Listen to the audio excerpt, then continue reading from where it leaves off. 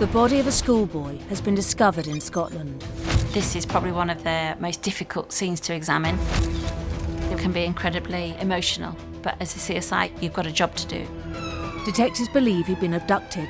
I imagine how long that journey would have felt if you thought at any moment you were going to die. An international manhunt is launched.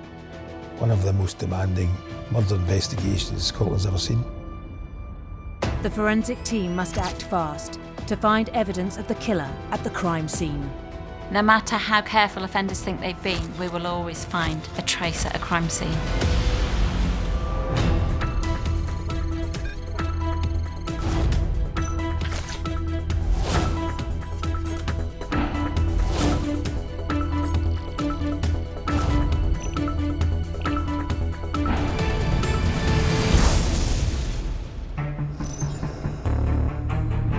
The body of a young boy has been discovered on an isolated pathway in the early hours of the morning. He has suffered multiple stab wounds and his clothes have been burned from his body. The entire area is cordoned off and Senior Investigating Officer Elliot Mackenzie is called to the scene. When I got down here, there was a young boy. His body was lying almost exactly where the bench that you see there is. He'd suffered considerable burns. I don't think there's a word approaches describing how I felt. A murder of a child can be one of the most horrendous crimes known. Can be potentially quite an emotional experience for the CSIs investigating them, particularly if they've got children of their own. Can be very disturbing. The previous afternoon, a boy was reported to have been violently abducted in broad daylight from the other side of the city. We put people around about, stopped people in the streets, who were trying to find out what happened to the young boy. An operation involving 40 officers is underway after a crime to horrify even this city. The missing child was named as 15-year-old Kriss Donald. A totally innocent boy, 15 years of age. No previous background of trouble. I can't imagine what Kriss was going through at that point in time. It's unimaginable, unimaginable. A brazen abduction in broad daylight of a young boy, a 15-year-old. A particularly brutal murder. It's horrible. A team of officers investigate who abducted Kriss Donald, whilst Elliot and his team begin to search the crime scene for any forensic evidence. You have to remember that you're not there as a family member or a relative, you're there as a professional to almost try and detach yourself from the emotional side. You've got a job to do. Crime scene expert Sarah Thurkel has over 25 years' experience in the field. Where the body was found was an outdoor scene, and this is probably one of the most difficult scenes to examine. It was on a public footpath next to a river, so it needs to be protected from the elements, it needs to be protected from members of the public. We really are working against the clock to recover as much forensic evidence as you can in case anything's lost. In order to develop a forensic strategy, the investigation need to ascertain what happened at the scene. Do we think that this body was killed here or killed elsewhere and then dumped here? Because that makes a difference into our investigative command. A body that's been injured so badly and also burnt is incredibly fragile. A pathologist is called to examine the body in situ. This is to try and process any trace evidence on the victim as soon as possible. And they would take swabs from skin surfaces or any swabs from injuries that they could see whilst trying not to disturb the body any further. The CSIs begin their search at the body and fan out across the scene. Found some blood staining in the grass. Followed that staining up. Bits of blood which could easily be traced back to this area here where the undergrowth's up, where there were 20 to 30 logs, maybe 10 feet in length, here piled up. There was evidence of charring and a strong smell of accelerant. The charring would indicate this young person sat down on those logs and possibly accelerant poured over him and set a light. At the crime scene, there was a range of forensic evidence. Firstly, there was clear evidence that a burning had taken place in the logs, which the scientists who attended interpreted as being a site of attack. But the body wasn't found there. The body was found some short distance away. The obvious inference in putting this together is that the victim had moved to where his body was found and he had died there. He had possibly ran maybe towards the river, but had found water there. And it looked to me that perhaps he lay down in that puddle and was trying to put the fire out. And that's really the position that we found him in. Clothes had more or less melted, and he was lying in a kind of fetal position. Clyde Walkway is declared the scene of the murder. Kriss's body is sent for a post-mortem examination, while detectives look for investigative leads. The normal strategies would be house to house, let's get some witnesses. And clearly, in a place like that, there were no witnesses. No lighting, there's no CCTV. So what was in front of us was all we were going to get from that scene. And it was key that we did that meticulously. Obviously, at the time of any investigation, you're not sure what evidence is relevant and what isn't relevant. So it's our objective to take as much forensic evidence from that scene because we don't know what may be important later on in the investigation. Also found at the crime scene were some tyre tracks. It was obviously important they were sampled speedily because, again, if the weather comes in and changes them, then evidence might be lost. It's possible to ascertain what vehicle has made that tyre track mark because you could measure the distance between the tyres and therefore measure the potential size of the chassis of the vehicle and work out what actual vehicles made the tyre track marks at a crime scene. They will cast them with casting material, which is a little bit like plaster of Paris. So the casting material is mixed up at the scene and then it's poured very carefully into the tyre track. This actually takes an impression of the tyre track mark, which can then be examined by a forensic scientist. Tyre marks are a bit like shoe marks. Although they're mass-produced and they're in standard patterns, they also wear and change as they are used. And many view this combination of original pattern and pattern of wear as unique characteristics. The CSIs continue the forensic harvest, and the results are in from the post-mortem examination.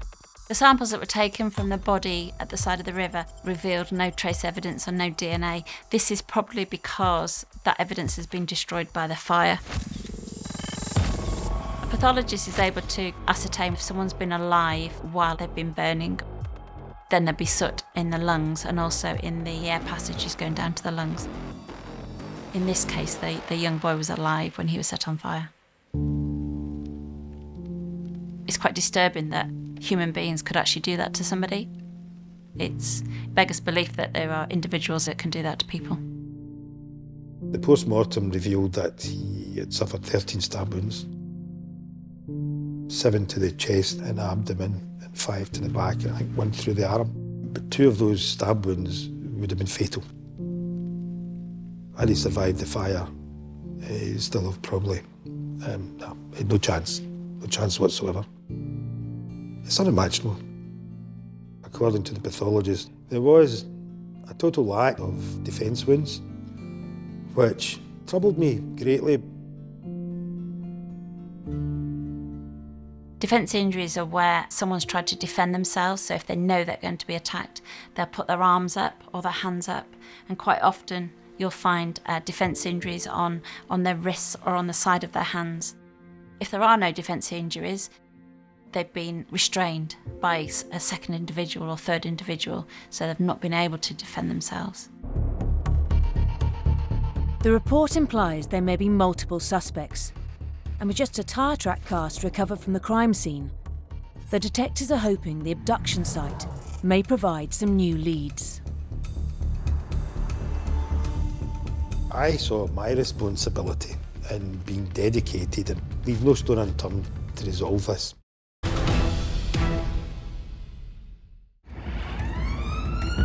On the 15th of March 2004, schoolboy Kriss Donald was abducted. His body was later discovered on an isolated walkway on the other side of the city. The terrified teenager bringing him here to this deserted pathway to the east of the city. They then stabbed and set him alight whilst he was still alive. The CSIs managed to recover a tyre track impression from the crime scene, but with a lack of witnesses and CCTV, the detectives hope to get some fresh leads from the scene of the abduction. An abduction of that type, it's unlikely to yield very much because it's a very quick event.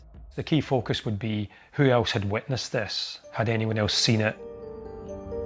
A friend of the victim, Jamie Wallace, who saw a car containing 5 Asian men pulled up beside him and his friend.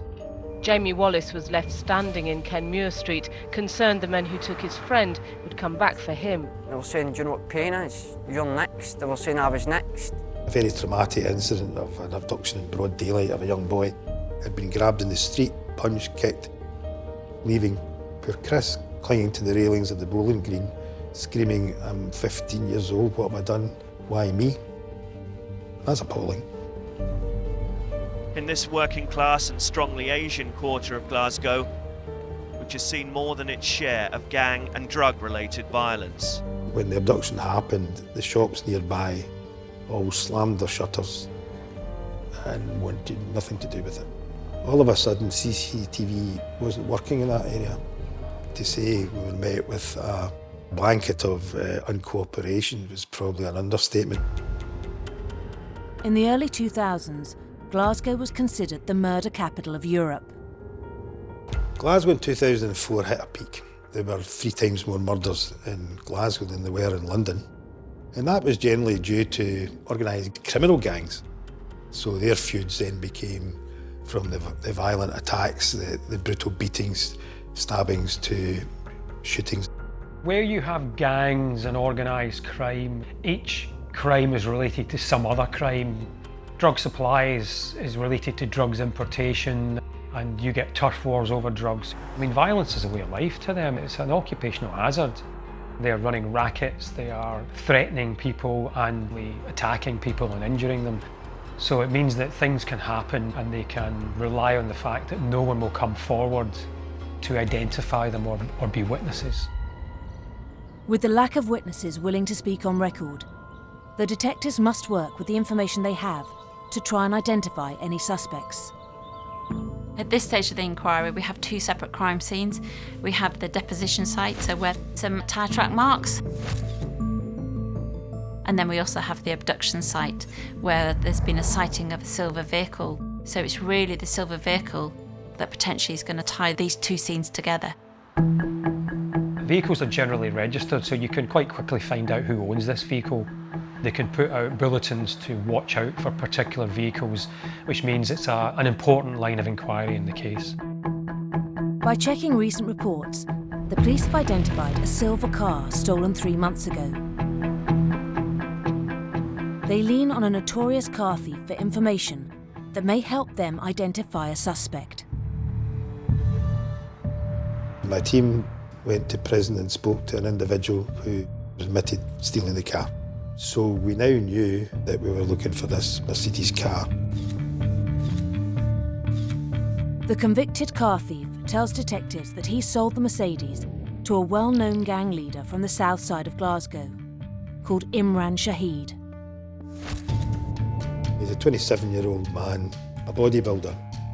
He abused steroids, which added to his mood swings and his propensity to violence. A powerful figure who saw himself as a godfather of the gang. And another broader line of inquiry will be, who is Imran Shahid associated with? Because that's who the other 4 men are likely to be. So they want to know their identities and then take the case from there. The team steps up its search for Imran Shahid and the silver Mercedes. And several 999 calls come in that could be linked to Kriss's murder. Monday 15th of March 2004, 8:10 at night, a number of 999 calls were received about a Mercedes motor car, silver in colour, ablaze.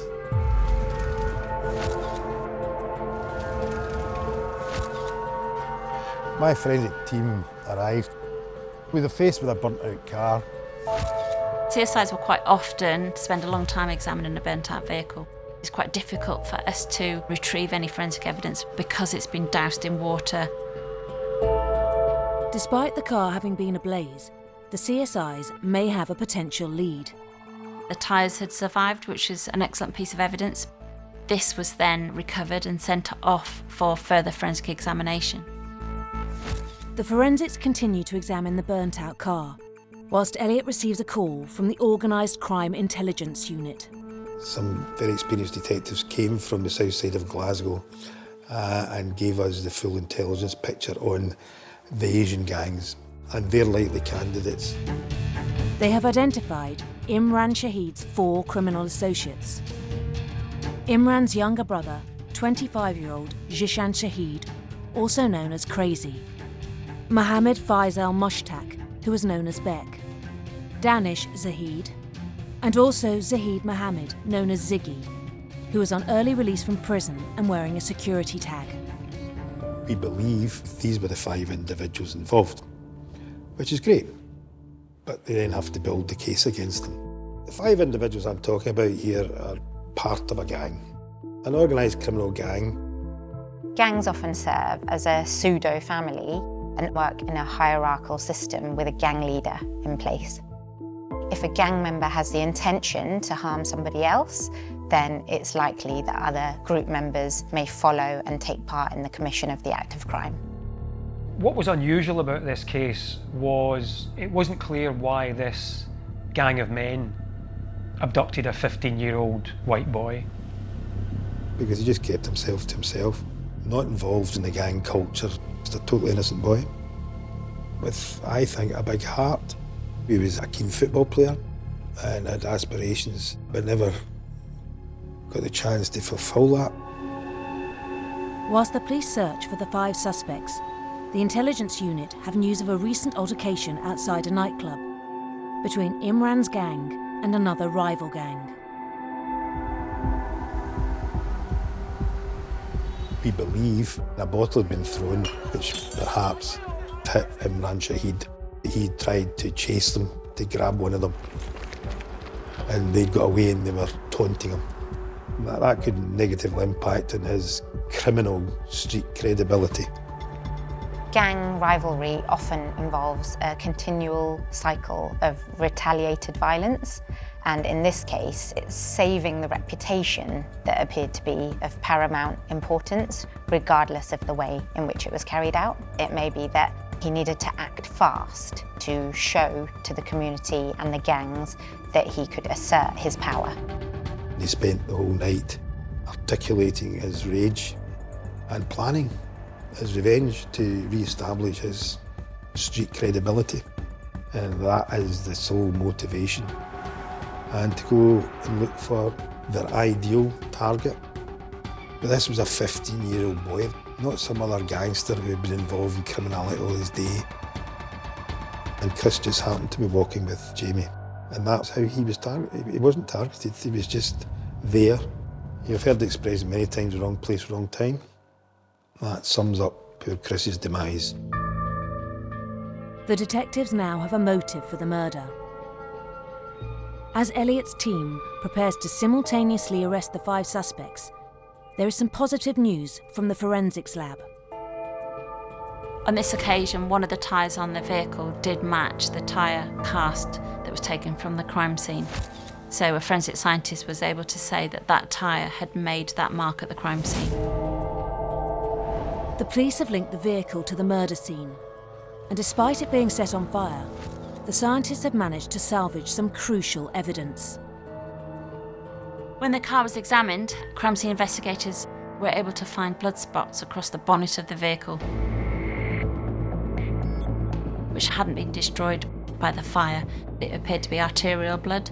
It looked like it may well have been from a knife wound because of the spatter and distribution on the bonnet of the vehicle.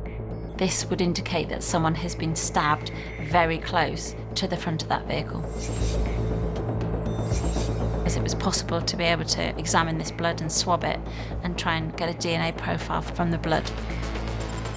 The blood is a match to Kriss Donald. This blood splatter went right across the bonnet of the car, or at the side of the car. So if you remember, 2 of the wounds were fatal. That could have been where those fatal wounds were applied. The scientists continue to process the car in a bid to find trace evidence of the suspects.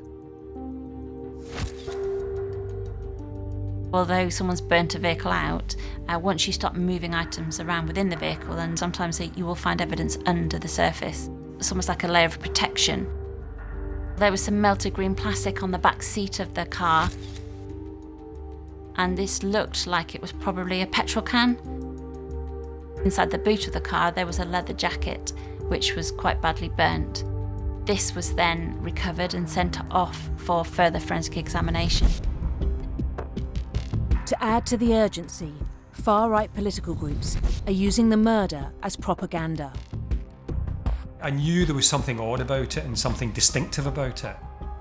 I remember it being talked about as racially motivated, which of course was very unusual. They were shouting, white bastards. That's what the Asians were shouting. They were saying, do you know what pain is? Trust me, there was bad feeling in that part of Glasgow, and it could have got very violent, very violent.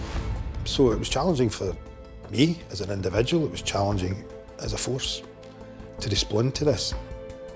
And something had to be done, quite frankly, to ease that pressure. As the pressure mounts, there's another forensic discovery that could be crucial to the entire case. Inside the boot of the vehicle there was a leather jacket. Despite the fact it was burnt, there was an area that was protected inside the jacket because it was folded over. When a forensic scientist is looking at an item for wearer's DNA, they would concentrate their examination around the neck area and around the cuffs and maybe on the inside of the pockets. You get quite a lot of skin cells that are deposited inside jacket pockets. So it was possible to be able to obtain wearer's DNA from this jacket, so they're able to link a jacket back to an individual. By its nature, leather is extremely fire resistant. And despite the jacket being left inside the burning car, scientists have a positive DNA match. They found DNA matching Imran Shahid. So what this evidence does is it links together the prime suspect, Imran Shahid, who has left his jacket in the car that is known to have abducted Kriss Donald. It is very powerful, mutually corroborating evidence that would be very compelling if put before a jury in court. When we were told, we were almost in disbelief, and then when it sank in, we were jubilant. That's all I'm going to say. After hundreds or thousands of gallons of water being poured on this vehicle to extinguish it by the fire service, how the DNA survived, we don't know. They've got a very strong link, so the police then can go public to try and trace Shahid as, at the very least, a witness, if not a suspect in this crime. This breakthrough is key to the investigation. The police can now link Imran Shahid to the crime scene. They're still looking to link Jishan Shahid, Mohammed Faisal Mushtaq, Danish Zahid and Zahid Mohammed to the murder of Kriss Donald. For Elliot, the case was rapidly becoming the most complex of his career. I knew it was going to be a big challenge. I think that's probably, it was a big realisation that this was just the beginning of a massive challenge.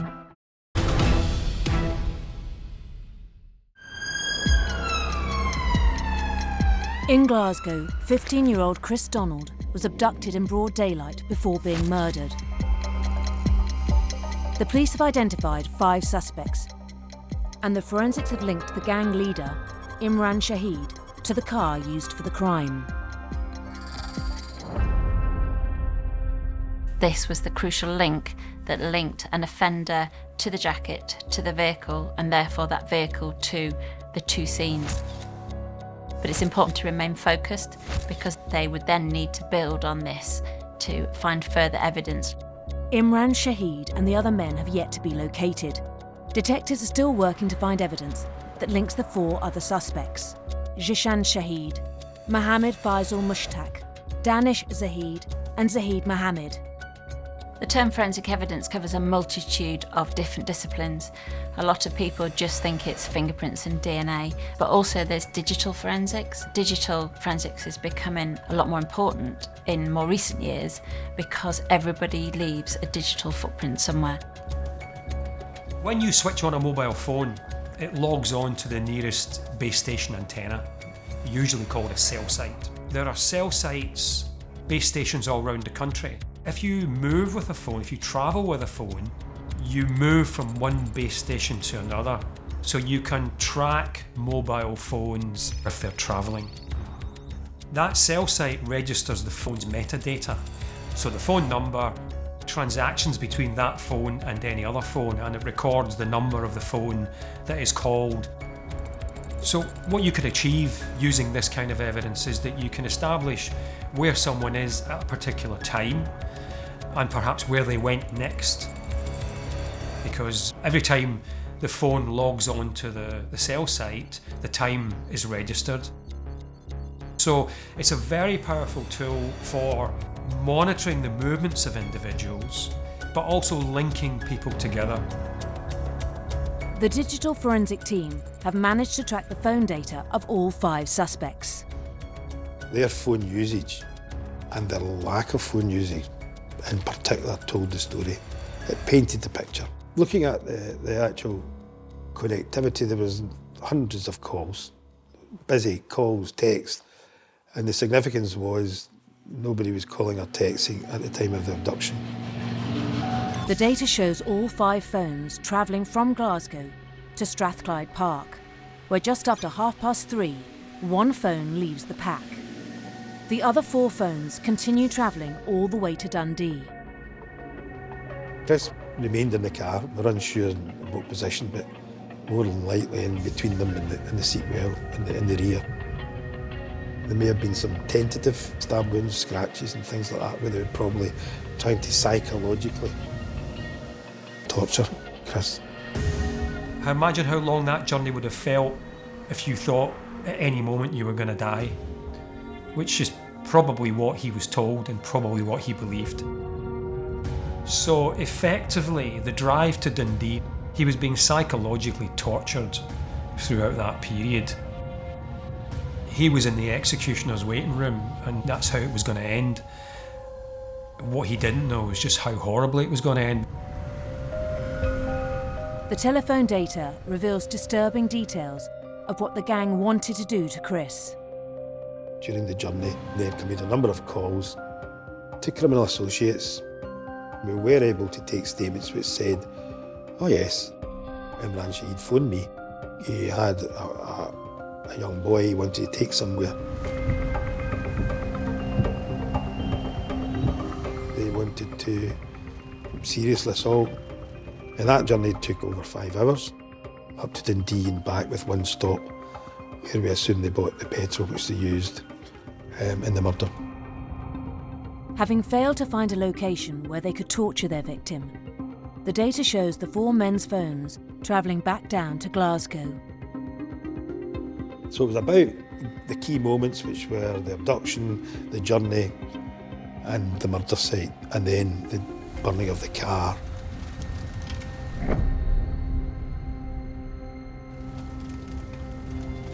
The most significant one was around about 7:20 p.m, where there's a 20-minute silence in calls. And that silence, we believe, was indicative of the fact that for those 20 to 30 minutes, they were killing Kriss.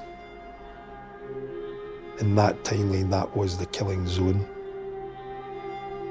It was kind of, it's the level of spite and hate involved, it's the determination, you know, because you can imagine somebody abducting. I'm going to settle a score, we drive in, get him in the car, beat him up, drive around for half an hour and think, I'll beat him up, chuck him out of the car. Do you know what I mean? But no, there's so much determination here that they are willing to drive all the way to Dundee and not find somewhere, drive all the way back they're still full of spite and hate. And they want him to suffer. It's quite a difficult crime to think about if you think about the detail. By travelling over 200 miles to Dundee and back, the offenders have plenty of time to discuss and plan the attack. This removes the idea that this may have been an adrenaline-fuelled, spur-of-the-moment crime of passion, but rather that there was a considerable amount of time for them to think about what they were about to do. Having built up an incriminating timeline, detectives set off to simultaneously arrest the 5 suspects. They were all equally guilty. All of them had committed a barbaric crime. We wanted them all at the one time, and we didn't want to go down the line early doors of arresting 2 and not getting 3. And as we went to search for them, we obviously tried every known address of their criminal associates, recovered a whole host of other things and disrupted a whole host of other crimes. We recovered quantities of drugs, firearms, all sorts, with people jumping out of windows, running away with bags of drugs. It was a real, we disrupted the hornet's nest. News of the raids spreads across Glasgow. From community intelligence, we found out that Imran Shahidi's brother and Bex were not in that area. But we continued to search. After a huge coordinated effort, police could only detect 2 of their suspects. It's a calculated risk, but there came a point where we had to go for Danish and for his pal Ziggy. With 2 in custody, police continue to search for the 3 outstanding suspects. We'd run the course of looking for them locally, and there came a time where, we assured that they were gone by this time to make good their escape from the UK. Obviously devastated, absolutely devastated. When a suspect or someone who's a person of significance in a crime is being traced and flees the country, with some countries there is an extradition process by which the police can apply to have that person detained and then brought back to, in this case, Scotland, to be interviewed and possibly tried. Not every country would have an extradition agreement. I knew of people who ran to Spain and, through time and effort, you can get them back. I just hoped that they weren't in a place where I couldn't access them. The detectives turn their attention to the suspect's international connections. When a suspect is being traced and flees the country, there will be intelligence work getting carried out in the background. Who are the people that might be connected with these guys? The first person we got information on, Faisal Mushtaq, had fled the country.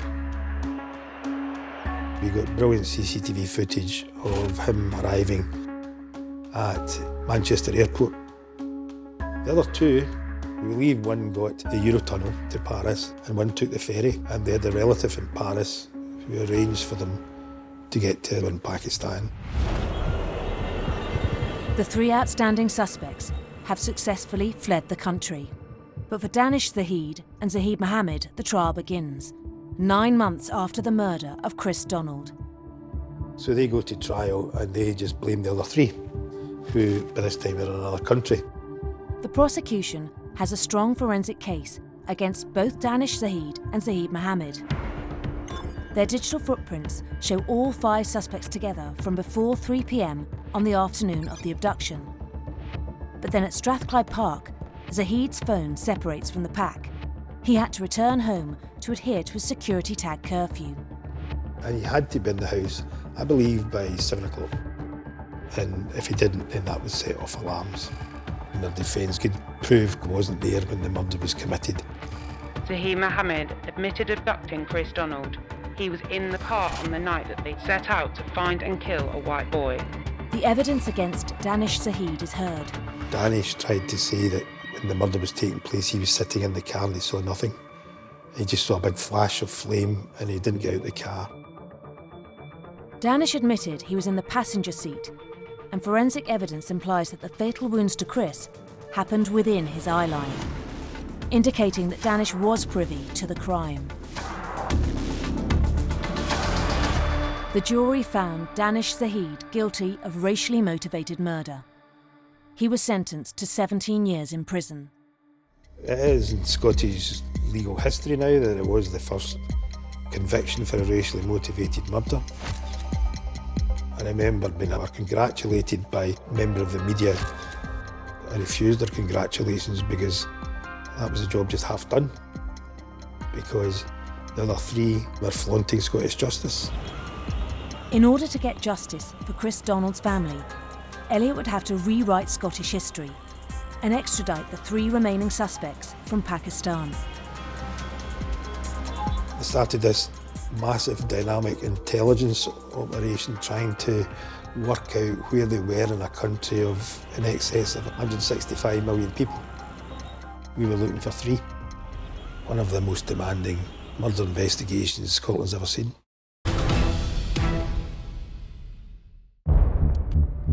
Strathclyde police are investigating the murder of Kriss Donald. He was abducted by 5 Asian men in a gangland retaliation. 2 men have been convicted for their involvement, but 3 suspects have fled to Pakistan. If there is no extradition agreement in place in a country, you're relying on diplomacy, convincing politicians in the other country that it is in their interests for this person to be essentially forcibly extradited. We had applied to Pakistan. We had a big meeting with Interpol, the head of intelligence, the head of investigations, outlined what evidence we had and why it was so important to get these 3 individuals back from Pakistan to face UK and Scottish justice, and convince them that we could help them to find 3 people in a country of 165 million. It was the first time it was agreed then Scotland was going to crack on with this. What was going to be key to this inquiry was going to be mobile telephones. The suspects are using new phones in Pakistan. So the police turned to the men's associates in Scotland to help establish their digital footprints. One of the things we were doing in Scotland was obviously opening up avenues in terms of people who were willing to speak to us, on the record or off the record, what they tell us, and to evidence that. Either no may be seen as a breach of the loyalty. Career criminals did give evidence to assist the police authorities, and that may have been because of the gravity and the severity of the violence. The characteristics of the victim, being a young, small schoolboy, may have also encouraged people to want to give evidence, since it was against the code of the gangs. And I remember one of the witnesses telling me that he couldn't live with himself because what they did to that boy stepped out of their code, way out of their code. And with the cooperation of the people who'd received the calls, they gave the vital evidence of the timeline that we needed. The more communications that the police can verify with the suspect's associates, the closer they're getting to locating them. They did eventually trace them. I was told it was a remote village in the Punjab. 1 or 2 were there, and we confirmed it was Imran Shahid, ringleader. We'd been warned that there was a chance that they might escape, and that came from Pakistani authorities. They had found out he was going to a meeting somewhere, and it was then a case of biding our time and waiting to see what was going to happen.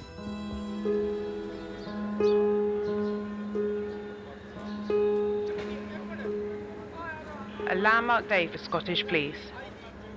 Pakistani authorities have arrested the 3 remaining suspects in the murder of Kriss Donald. Delighted, I have to say. There was a realisation that a mammoth task still lay in front of us. Not all went to plan.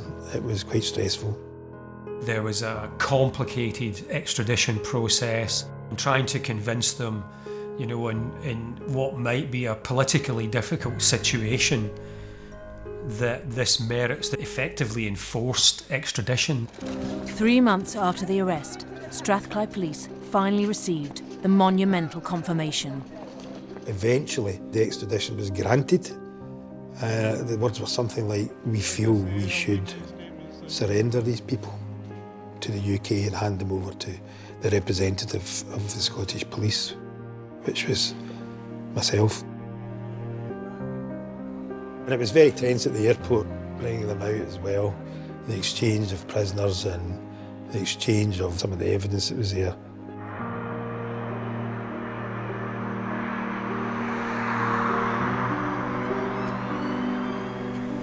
The long-awaited trial finally begins at the High Court in Edinburgh.